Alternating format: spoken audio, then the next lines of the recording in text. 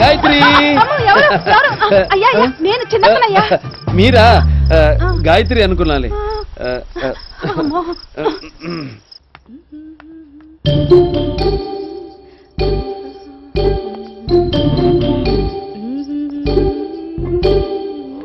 గాయత్రి గాయత్రి నువ్వా? గాయత్రి అనుకున్నాలే. మనం గాని కనపడితే ఇంకేముందా?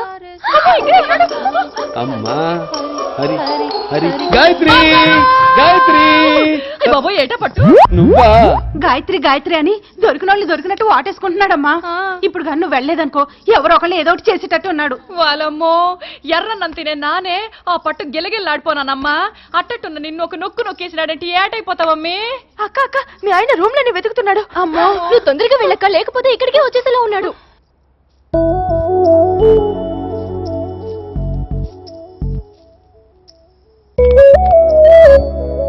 రేపేదో వ్రతం ఉందట కదా, 10 రోజుల దాకా కుదరదన్నారు. వచ్చావేంటి? పర్వాలేదా?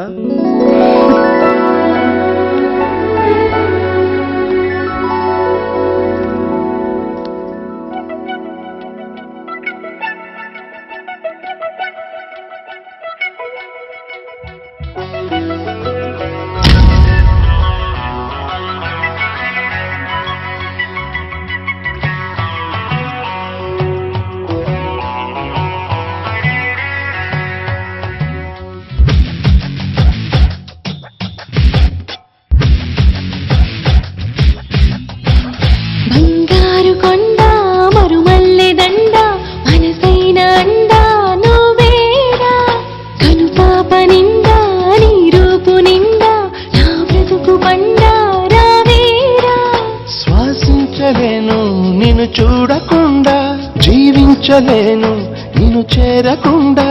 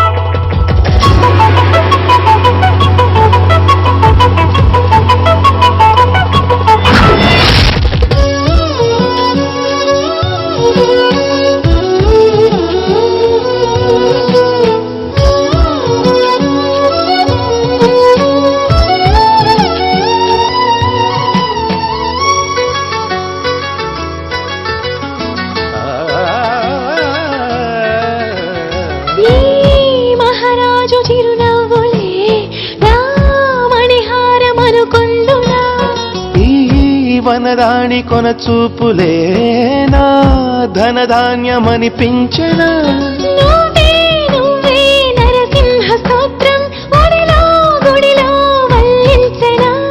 నువ్వైనావే గాయత్రి మంత్రం పగలూరే జపించనా.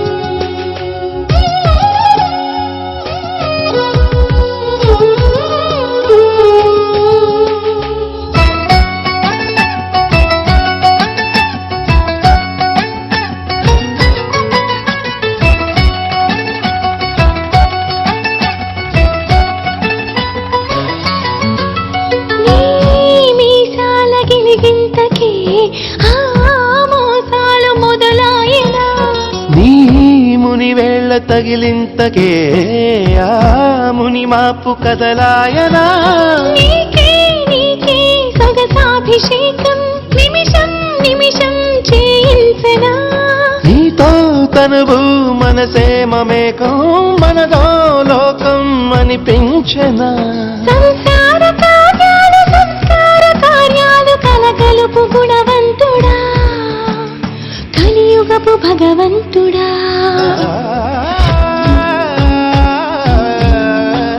బంగారు కొండ మరుమల్లె దండ మనసైన అందాను వేరా కను పాప నిండా నీ రూపు నిండా నా బ్రతుకు బండారా వేరా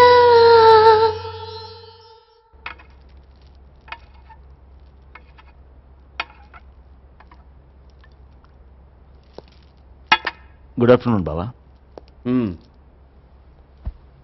వ్యాపారం ఎలా సాగుతుంది? బాగుంది బావా. ఒక్కడివే చేస్తున్నావా? లేదే, వేరే కేసులు కూడా పార్ట్నరే. వాళ్ళేంటో తెలుసా? పర్సనల్ వేరు, వ్యాపారం వేరు బావా. వాళ్ళతో వ్యాపారం చేస్తూనే నీతో వచ్చి భోజనం చేయడంలా? అలాంటి వాళ్ళతో వ్యాపారం అవసరమా? నాకు అవసరమే బావా. నీకు తరతరాలుగా తరగని ఆస్తుంది, నువ్వేం చేసినా చెల్లుతుంది. మరి నీ స్థాయికి రావాలంటే నేను సంపాదించాలిగా, అప్పుడు వ్యాపారం రిలేషన్స్ ఉండాలిగా. అంటే నా స్థాయికి రావాలని నువ్వు చేసే వ్యాపారంలో 10 మంది జీవితాలు పోతే? అలాంటి లెక్కలేసుకుంటూ కూర్చుంటే వ్యాపారం ఎలా చేస్తాం బావగారు? ఇప్పుడు ఊరికి రోడ్డు వేసేటప్పుడు 10 ఇళ్ళు పోతున్నాయని రోడ్డు వేయటం ఆపలేంగా, తీసేయడమే.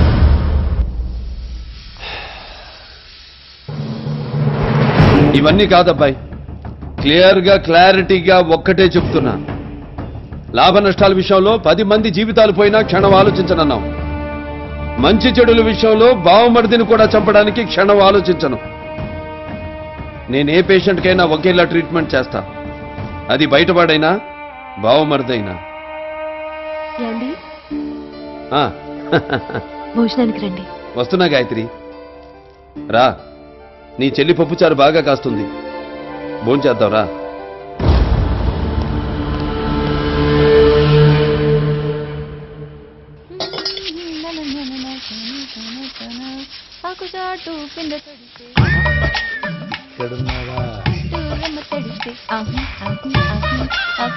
సావిత్రి, మరి నిన్ను చూస్తుంటే నాకు చాలా బాధగా ఉంది. ఏంటో నీ శుతిమెత్తనైన చేతులతో నా వీపు తోమాలి గాని ఈ అంటు తవ్వుతుంటే నాకు చాలా బాధగా ఉంది. నువ్వులే, ఎవడొకడు తోమేస్తాడు. మళ్ళీ ఇంత పని ఇంకోళ్ళు ఎందుకు? నువ్వే తోమిసి పెట్టరాదా? ఓకే, తోమేస్తాను. మద్దలు చేయటం అంటే కష్టం గాని అంటు తోమటం అంతసేపే. నువ్వు తొలగొచ్చే.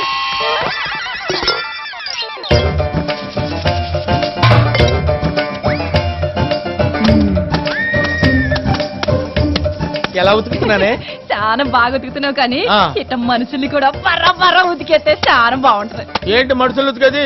ఈ ఉతుకుతున్నారు కదా, సర్దుకోవే. మనుషులు ఉతకడం నా వల్ల కాదు. ఏయ్, ఏయ్, అది, ఏసి, ఏసి, ఏసి, ఏసి, ఏయ్, ఏయ్. బాగా జరిగానా? అది కాంపౌండర్ గా వచ్చావు, ఆ, ఇప్పుడు ఇంటి పనులు కూడా చక్కగా ఆ, చేస్తావు. తొందరగా వంట కూడా నేర్చుకో. అలాగే. ఎలాగూ సావిత్రికి మంచి సంబంధాలు వస్తున్నాయి, పెళ్లి చేసి పంపించేస్తా. అమ్మగారు, అయ్యో, నేను ఇవి కరగటం, అంటు తవ్వటం, నీళ్లు తోడటం, బట్టలు ఉతకటం ఎందుకు నేర్చుకున్నాను అనుకున్నావమ్మా? సావిత్రిని పెళ్లి చేసుకోవడం కోసం అమ్మా. మీరు అలా అంటే నా జీవితం చీకేసిన తాటికాయ వద్దమ్మా. ఈ విషయం అత్తయ్యకి తెలుసా? తెలీదమ్మా. ముందు అత్తయ్య పర్మిషన్ తీసుకో. అమ్మా, ఏంట్రా? నెత్తి మీద ఎంట్రుకలు ఊడిపోతున్నాయమ్మా. అయితే నన్నేం చేయమంటావు? అదేనమ్మా, నా పెళ్లి. ఏ దేశం అమ్మాయి కావాలరా? దేశం ఏదైతే ఉందిలేమ్మా, పని మనిషినేగా పెళ్లి చేసుకునేది. అదే, ఏ దేశపు పని మనిషి కావాలి అని అడుగుతున్నాను. దేశం గురించి నీ డీటెయిల్స్ ఎందుకులేమ్మా, మన ఏంట్రా? మన ఇంట్లో పని అమ్మాయి ఉంది కదమ్మా, దాన్ని చేసేసుకున్నాను అనుకోమ్మా. ఆ. అదేమో మీ వెనకాల తిరుగుతుంటది, నేనేమో బాబు గారి వెనకాల తిరుగుతుంటా. పాపం, మంచి పిల్లరా. అవునమ్మా. చూస్తూ చూస్తూ దాని గొంతు ఎలా కోయమంటావు? సరే, దానికి ఇష్టమేనా? ఏమోనమ్మా, నా ప్రయత్నం నేను చేశాను. అదెక్కడా? ఇక్కడే. ఏంటి, నీకిష్టమేనా? ఇట్టమేనమ్మగారు. ఏం నచ్చింది వాళ్ళు అలా అడిగితే ఏం చెప్పుదమ్మా, సిగ్గుపడుద్ది కదా. నాకేడు సిగ్గు. ఏంటి సిగ్గులేదా? అమ్మగారు ఈయనగారు పీకల్ని కోసికపోయినా కూరగాయలు కసకసా కోసేస్తారు, అంట్లు బాగా తోమేస్తారు, నీళ్లు బరాబరా తోడేస్తారు, బట్టలు దబదబా ఉతికేస్తారు. నాకేటు ఒక గుడిసు ఉన్నది కదా, ఆ గుడిసి కాపలా కావాలి. ఈయన గోరిని చేసుకుంటే నా గుడిసె కాపలా ఉన్నట్టుంటది, నాకు మొగుడు ఉన్నట్టుంటది. అమ్మగారు ప్రాణం పోసి ఇంటికి రావాల్సిన వ్యక్తి ప్రాణాలు తీసి రక్తం తడిసిన చేతులతో ఇంటికి వస్తున్నాడు. ఆయన అలా ఇంటికొచ్చిన రోజు నిద్రపోడు, కానీ ఆయన్ని నమ్ముకున్న ఈ ప్రాంతం మొత్తం ప్రశాంతంగా నిద్రపోతుంది తెలుసా? ప్రాణం పోసి వచ్చిన రోజు ఎంతో ఆనందంగా ఉండే ఇల్లు ప్రాణం తీసి వచ్చిన రోజు ఇంటిల్లపాది కనీసం మెతుకు కూడా ముట్టరు తెలుసా?